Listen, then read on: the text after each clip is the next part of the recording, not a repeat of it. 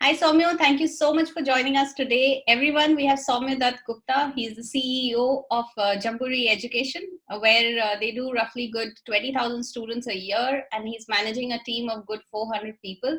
So thank you so much, Soumyo, for joining us today. Thank you. Thank you. Nice to be here. Soumya, so I'll jump to the main question right now, which as business owners, a lot of people are struggling with, which is a no revenue time and management of this bunch of fixed expenses where employees is one major hit and then there are others. So what are some of the steps that you've taken in this time to be able to get past this stage in terms of layoffs, salary cuts, other type of cost cutting? Yeah. So we've obviously, like everybody else, we are also facing the same challenge. So our endeavor first thing has been to keep our revenue streams up, so that we don't need to get into some of these avoidable uh, cuts. So that's been our endeavor, and we have kind of rationalized our expenditures wherever is possible. Now that people are working from home, expenditures have come down. Many of the expenditures which we would otherwise done, where we obviously have to keep up with the marketing spends because that drives revenues.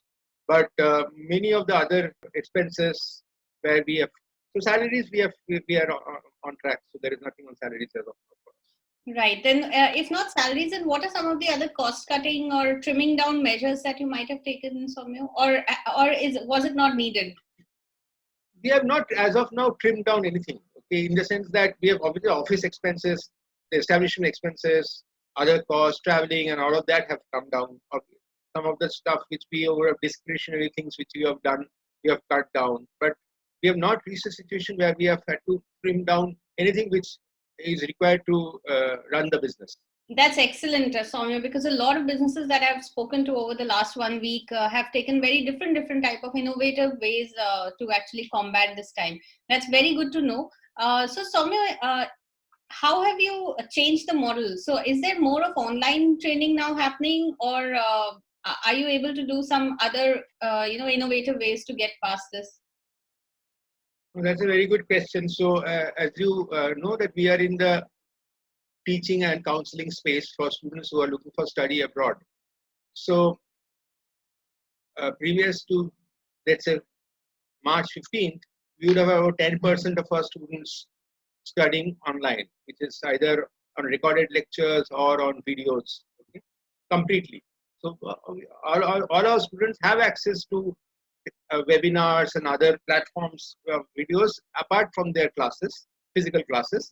But 10 to 15% are only studying purely online, okay, which is they didn't come to any of our locations. They were consuming the course from wherever they were.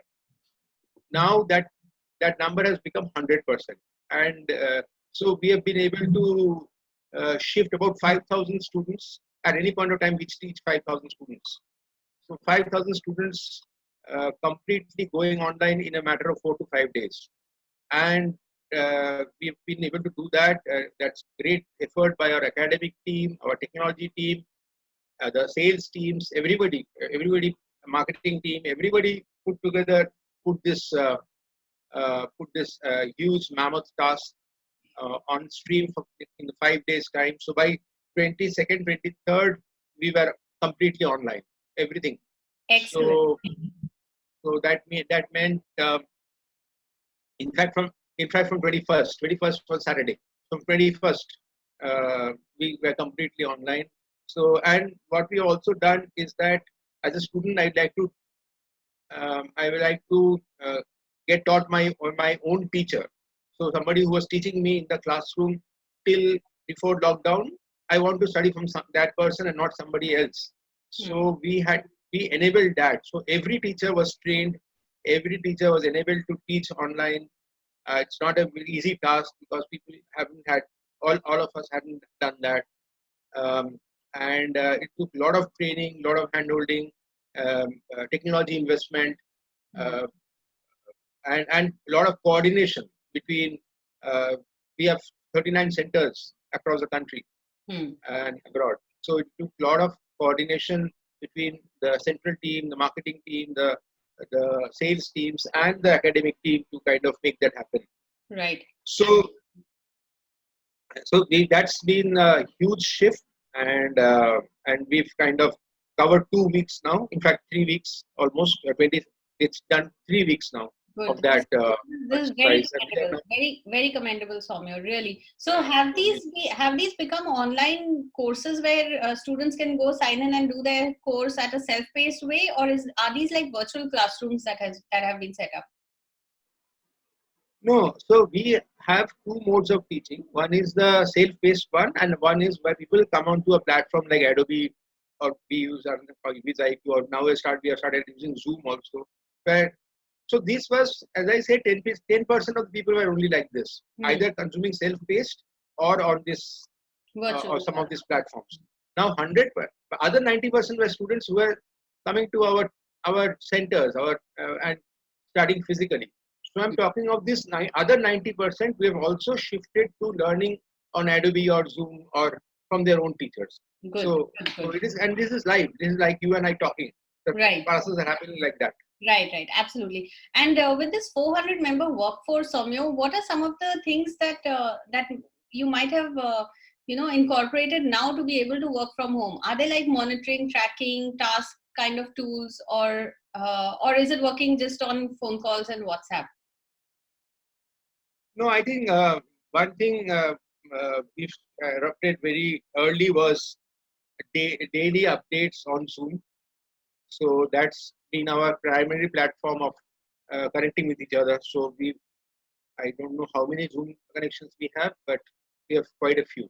Okay. Okay. And so, uh, so, so, so that, and then obviously Google Docs and all of that. So just to kind of all of us staying connected and talking to each other, either on a group as a group on Zoom, or or individually through phone calls or Google Hangouts. So we are using all the channels available, Great. and we're doing that. So as a senior management team, 7-8 of us chat every day, twice a day. So we are keeping ourselves abreast of what's happening in each of our domains. So Right. that's how we are keeping in touch, and and also doing large calls with.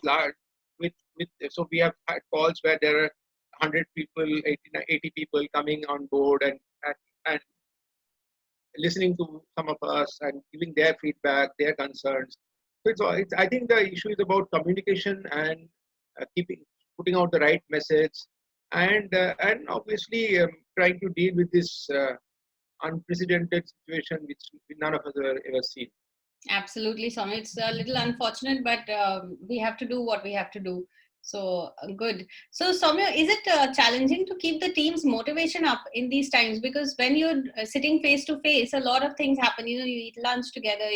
There's some kind of small talk. You have smaller informal groups in the team, and there are reasons why people come and enjoy in the office also, apart from this work. So, are there any steps that you've had to take, or any other solutions that you might have adopted to just keep the motivation up? No, I think as Jamboree, we are pretty well tightly knit, and a small team, so it's not much of a issue to keep track of each other. So I think we also set out the message that if anybody is in trouble, we are here to help. Okay, so it's also a health crisis, so you never know who requires help. Okay, so I think that was a loud and clear message from us that we are here to help, but also we need to kind of so the motivation was not an issue. The issue is about how to work in a changed environment. So that is, people are not used to working like this.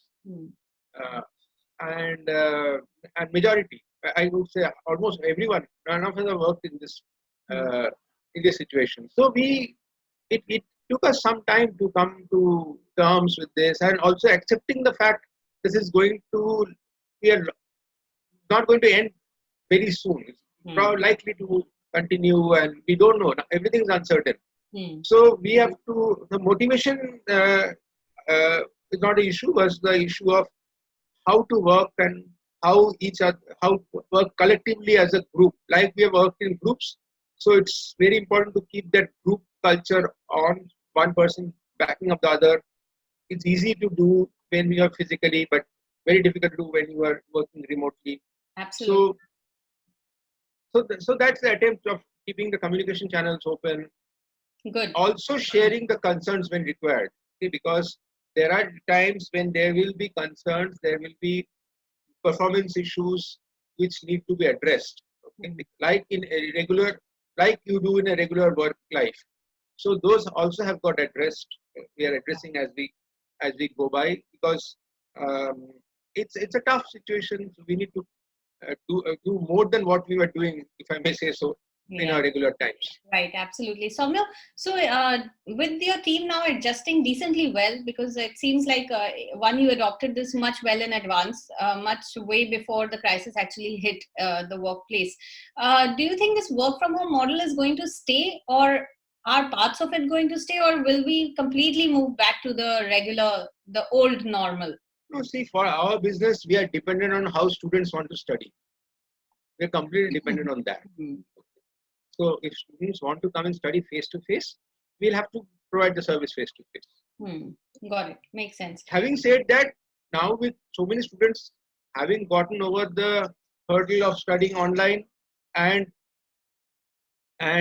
being able to study online, they will get used to studying online. So I hope there will be more students who are going to come and study online. Even after this crisis passes, there will be more and more students who will come online and study. Right. And Soumya, to some of the other founders who might be watching in the education space or even in other industries, what would be your one or two tips that you might want to give to them to be able to manage their times well in this fiasco? I don't have any tips to offer. I can only say that this is a period of unprecedented situation, and each of us have our own business models, the way we operate.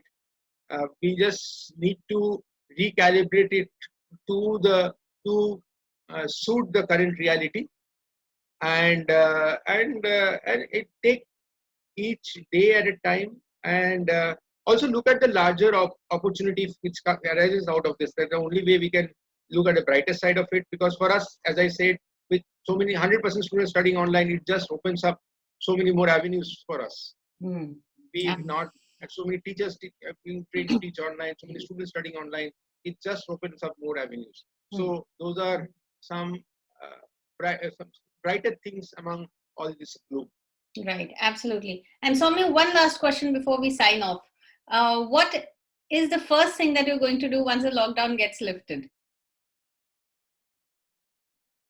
I'm going to go to a restaurant and have a nice meal. Absolutely. I hope that comes true very, very soon. Great. Thank you so much, Soumya, for your time today. It's always been a pleasure speaking to you. Thank you so much. Thank you so much. Thank you. Thank you. Bye.